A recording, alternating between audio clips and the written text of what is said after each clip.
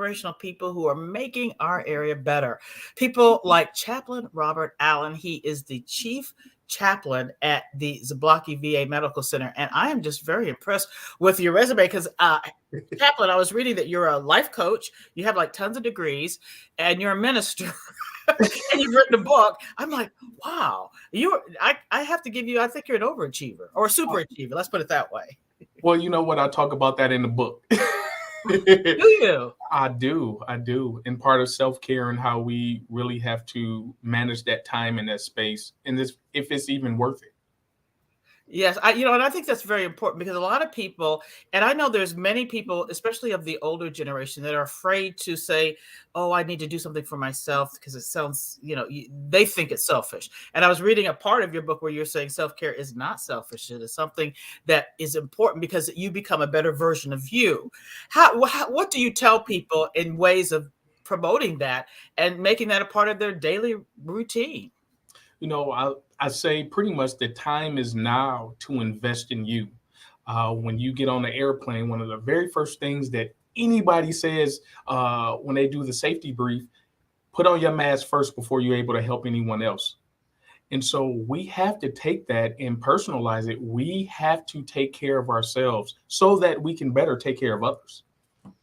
Yeah, no, that's a perfect analogy. And I think that's a lot of people forget that. And that's something, especially in this day and age, people have been so busy with COVID and we see the world events. Now I know you're helping veterans on a day-to-day basis, and we know that many are struggling. I'm wondering, are you seeing a problem, Chaplain, with some of the veterans these days, with watching the sights and sounds from Ukraine and Russia? What are you finding with some of the veterans that are coming to see you? Well, being able to work in the VA, we have a lot of staff members who are veterans, as well as everyday veterans that come into the hospital. And, whenever there's conflict and war, it's some unease. Will we be activated? Will we be going back? Will this next generation be activated to go back? So there's a lot of uncertainties, especially coming out of COVID. And, are we going to get another surge? So, it's almost like a roller coaster of emotions and what people feel and what people think. And we just try to be present with them and, hear them and hear their hearts and what they feel. And so that's how we're able just to be present with them. Sometimes you just have to allow people the space to talk and to share. And so that's what we do. Yeah, and that's smart. I think it's so important. Some people think, it's more than that. I have to do much more. You have to tell them what to do, or you have to have this booklet. I think sometimes people just want to be heard. Just listen. Yeah. I mean, seriously, I have found that very important, and it's a lost art sometimes.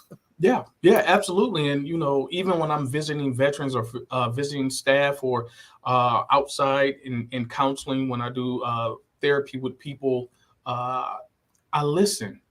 People, as you said, they just want to be heard. Sometimes people who are in leadership, they don't have people that they can go and speak to because you can't speak to the ones below you, and you don't want to burden family or friends with it. You want to burn bridges. Yeah. And so sometimes the chaplain is one of the people that individuals can come to and say, look, I'm burnt out, I'm stressed out, I'm aggravated, I'm angry. I'm going through moral injury or moral distress, and I just need to talk to someone. And so just being present to be able to give them that space, that safe space to do just that. And you're a life coach as well, so I guess you're able to really get a lot of different feedback from a lot of different sort of people. And everybody has their own journey, and everybody has their own struggle. Yeah, absolutely. So I know you have a symposium coming up on March 24th, and I was looking at it, and I was very impressed because I like the fact that you're going to have it sort of like little round tables, and you're going to allow veterans a chance to find resources that they can get or they can benefit from that they might not know about, because a lot of people don't know. Now, can you talk about the symposium? Oh, absolutely. So I am absolutely excited. So this will be our first symposium, and it will be an annual thing. And so it'll be held at the Milwaukee County Veteran War Memorial on the 24th of March between the hours of 10 and 2. And so what we've done is when I came on board here at the VA, I spoke with my boss and I said, one of the things I want to do is to build relationship with the community. I don't want it to be a separation because the VA is here and they're there. From a chaplain standpoint, I want to reach out to the clergy. I want to reach out to community organizations and begin to build relationships from the clergy space. And he was on board. The front office was on board and said, "All right, let's do it." And so my program support assistant and we went out to different churches in the community, just cold calling, setting up. Hey, can we meet with you? We want to know what you do for veterans. We want to know about what makes your area special. So we've done that, and we've went to over 40 or 50 organizations and houses of worship, and met with pastors and community leaders and say, hey, we want to bring everybody together. We want to hear about what you do that's great. We want to share what the VA is doing and what you may not know, so that you can begin to tell your parishioners or the people that the veterans that you provide services for, that they have additional services here at the VA. And so I am absolutely excited about it. Well, I like that because it's important.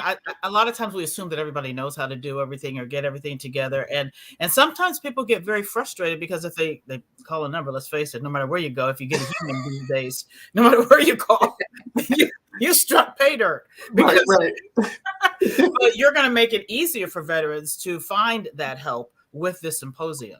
Oh, absolutely. So from the VA side, we're going to have like our representatives from our mental health, our whole health, our post 9/11 sector. So we're going to have strategic people share 10, 15-minute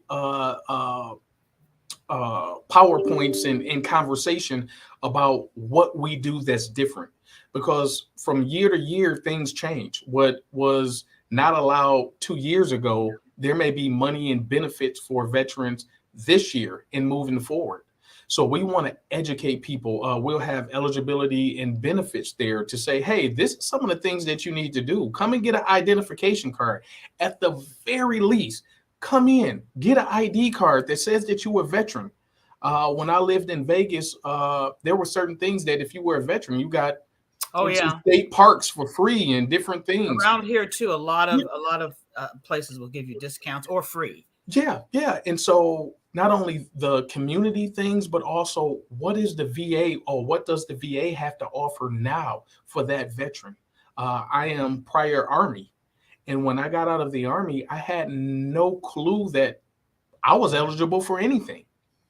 My mother worked at the VA in a different capacity and said, hey, you need to go and get your VA identification card just so that you will have it. And when I went, I found out that I was able to qualify for a couple of different things. And so I'm no different than anybody else. When you get out of the military, you just don't know what you don't know. And so we're trying to close that gap by talking to leaders and say, hey, we're going to inform you so that you can inform veterans that come and partake in your services in your organization. Yeah, that's very, very smart of you. I like the idea. Chaplain, what can we do to help veterans? Because I think, all of us owe our lives and our freedom to the military men and women. What should we do as private citizens to better the lives of veterans? We know the suicide rate has been escalating, which it just breaks my heart. Do you have any advice for us? Absolutely. I say, take the time to hear. Sometimes we're in conversation with people and we're listening, but we're not really hearing what's not being said or paying attention to the emotion behind what is being said. Sometimes, again, when you're able to listen and give someone just that space and that time, you can hear if they're really hurting. You can hear if they are really in need of some support. Not everybody, it's not going to be everybody, but these are some of the things that we can do is just pay attention.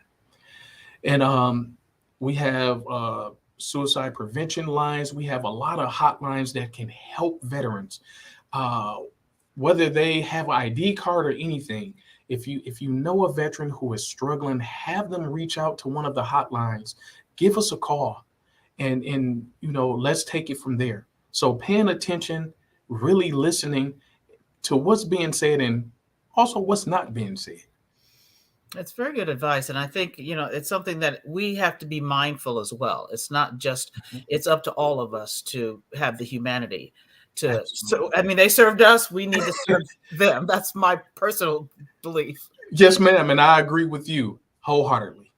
Well, now on the 24th, if you're going to go to the symposium at the War Memorial, Mhm. Chaplain, what do I need to do as a veteran, or is it only for veterans can go, or No, so this part is for community for leaders. everybody? So, Uh, okay, community. so for community leaders Okay, okay, and leaders within their parishes. So what we gotcha, want to gotcha. do is we want to connect with the leaders first so that they can disseminate the information to everyone that comes to either their parishes or their community organizations.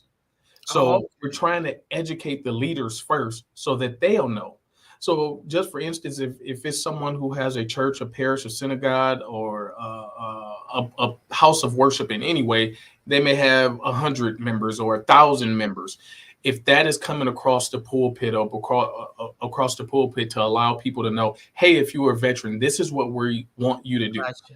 Oh, And so allowing the word to get out. And as the years go on and we do this on an annual basis, uh, the vision is to have workshops where veterans will then come in and get signed up right on the spot and things like that. So this is the initial push to tell the gotcha. leaders first.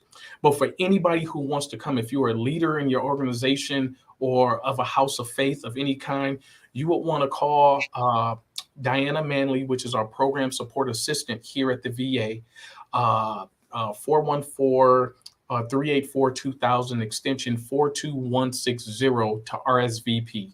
Oh, We okay. are still taking COVID precautions. And so we want to ensure that the people RSVP so that we can maintain the distancing and the mask and everything to be in line. Okay, so the 24th is for like clergy leaders and leaders of organizations that might want to help a group of veterans and just get the information out there. Yeah, absolutely. So that's a very wise thing to do. So now I know you haven't been in Milwaukee all that long, about a year, you said. Yes, ma'am. So what's the best thing you've found about our fair city? What have you Alrighty. discovered? Well, coming from Detroit, Michigan, I love the Midwest. I love when I was there, I did not appreciate the lakes and things that we had. Yeah, we're blessed. After living in Vegas for 6 years before coming here to Milwaukee, one of the things I did first was I visited so many lakes and little inlets and things like that. So the nature here is just absolutely beautiful. The parks. It is pristine though. And I think sometimes people, yeah, it's easy to take it. It's easy to forget, and we forget how lucky we are, how blessed we are. We take it for Absolutely. granted, actually. But it is. Well, it's nice to hear. I'm so happy to be able to meet you, Chaplain, and I know that you have a lot of exciting things planned.